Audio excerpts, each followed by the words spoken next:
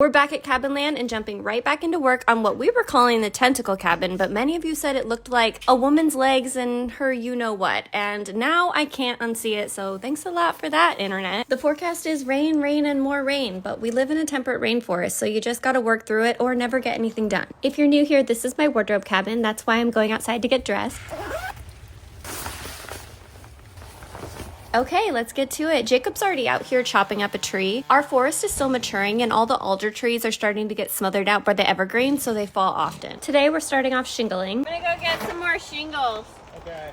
We have a big collection of wood on the back part of our property that we pull from. We call it the boneyard, including a ton of shingles we collected ourselves for free from a burned down shingle factory. It's pretty cool we've sided our house and multiple cabins with these. They're the gift that keeps on giving. A lot of people ask us how we afford to do this. Well, other than being thrifty AF, like scavenging for materials that other people would throw away, and building it all ourselves, which saves a ton of money, I am an OF model. And before that, I was Playboy's Playmate of the Year and a TV host, so I did well for myself. That allowed Jacob to quit his job teaching second grade and work full-time on the property for us, as well as helping me shoot. Well, at this point the rain was really getting to us. It was soaking through our jackets on top of it being freaking freezing out, so we took a break, warmed our hands, and pushed on until we finished this section.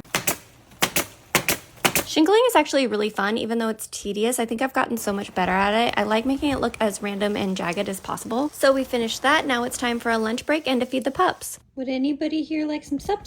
Taking that as a yes. Then we headed back out and started milling up trim for the next section that needed to be shingled. Then we trekked it back to the cabin. At this point, I was getting over it. I was cold, I was wet, I was tired, and getting cranky. But can you blame me?